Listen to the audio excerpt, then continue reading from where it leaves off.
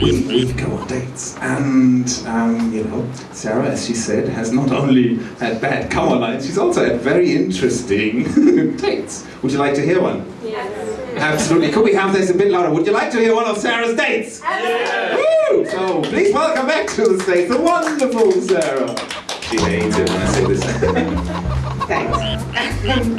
You know, like I have dated, you'd be surprised, but mostly men who didn't use come-on lines. And so, but you know, it's a little, you reach a certain age and you get set up on dates. Die. But you know, I'm not one to judge, always, in the first 5 minutes. After that fair game, right? Anyway, so I went on a date with a man to a very little bistro cafe. It was a very hot summer's day, tiny little place, very empty. He was a very, very tall man, which is how his mother made him. He was a very wide man, which is how he made himself. But you know, no moral high ground on that front. Yes. So, no judgments.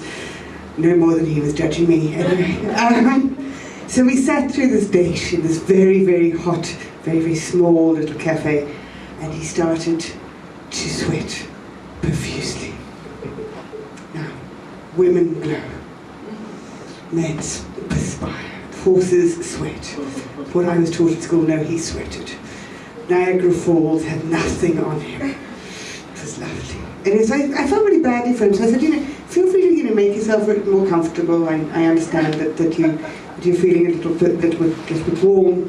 Anyway, so he had a handkerchief. He was dressed up for that date. A little handkerchief in his top pocket, and he took it out and he mopped the brow for a while. Back of the neck. Didn't help. Anyway, so he undid the top button, undid the next button. Then over lunch, he dried his armpits in the middle of a date. Just as a little tip, man, in case your mother hadn't told you, you better never dry your armpits in public. Not on a date, if you expect to reach the next stage of our evening. That was your first date? No, tragically, I think it was probably our second or third date. Your third date, right. Yeah. We have a rule in Europe about the third date. I don't know if you have this rule here in South Africa. Do you have a rule about the third date? No? For us it's the we're on date. It's the we're gonna have sex date, but obviously that doesn't make any sense here. The whole show doesn't make sense in South Africa. We have all these wild animals, we study them, and then we go in an open top car with the giraffe. Because they can't get it. Yeah, so no, in Europe the third date is the you know, we're gonna have sex date. But obviously you have to be a bit more subtle. You can't just go up to your girl and say, you know it's our third date, you know what this means. I'm gonna ride. You have to be subtle. And, you know, subtlety, not really an animal thing, but the animals are quite good at actually getting to the next phase, to the third date, which is then obviously the stage of copulation. And in that phase, the aim of the game for the male is to fertilize the eggs of the female. But the female wants control over who fertilizes her eggs and when, because her investment is much higher. She's the one who has to get pregnant, she's the one who has to give birth, and she's the one who eventually has to raise all the offspring. Whereas his contribution is a thimbleful of sperm. Unless we're talking Arctic right whale, where it's a couple of liters. So she has to be convinced that he is Mr. Right, right? And the way the animals do it is to appeal to their senses. So we have 5 senses to play with. We've already seen that in case of the Berengei, it works quite well for the visual stimulus. But other animals use other senses, right? So we have touch, smell, sound, and taste. And I can show you a little more about what animals do with those senses with another round of Spot the Pervert. Okay? Are we all ready to play another round of? Are you falling asleep? Yes. or the pervert. Only that in this case, they're all perverts, so there's not much of a game here. So they really are all perverts. So these are just examples for the four senses that we go through. This is Pan-Paniscus, the chimpanzee, and they use sound. It's quite interesting. What it is that the dominant male of the tribe, when he has sex with a female, the more dominant the male, the louder that female will scream. And the louder she screams, the more females will be attracted to then also have sex with that male. So it's sound by proxy, really. This one, anyone knows what that is? South African dolphin? Which dolphin? It's off your coast. It's the bottlenose dolphin, yes. Tusiops truncatus, and you find it on your coast.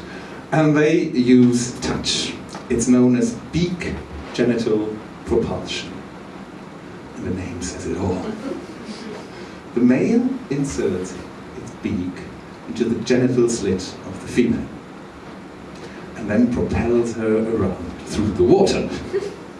And if that wasn't fun enough, he then switches on and pulls, he sends pulsed sound waves through his beak, turning his beak into a 2-foot vibrator. Which is why they're smiling all the time. And here's my favorite, Hystricida europea, which is the old world porcupine. And the female of this species loves the smell of urine. Is that a South African thing as well? Have I missed something? Very much frowned upon in Europe. Although this is the European one. So what she does is, when she's ready to mate, she gets up on her hind legs and positions herself opposite her partner, and he takes the same stance, and then he hoses her down with a massive stream of fresh urine. So they use smell. And the last one here, anyone know what it is? Praying mantis. Praying mantis, Mantis religiosa. They use taste. The female needs food during sex, and the male has to provide it, but he's a bit tied up. If you've ever seen them mating, she's very much the dominant there. The female is the big one. So he has no choice other than to offer her his own head, which she will nibble away while they're at it. And that gives a whole new meaning to the phrase, giving head. Right, so that's what the animals do. Now, tell me what you do. Anyone here, any good ideas for my next date? The next date. Well, if I ever get one again. It's like when your girlfriend's on her own. I'm on camera, right? Oh no, she's lovely. I will never have a date again. No. No, in general for a date, any idea how to appeal to the senses? Paul, what would you like in a woman? Or what effort would you make to, I don't know, you're playing with this like, you don't really need any advice. You seem a happy man. Operation Smile works for you, definitely. Can I turn? Kia, how would you turn him on? With senses. My colleague can't even answer that. Oh, what a shame. No one here.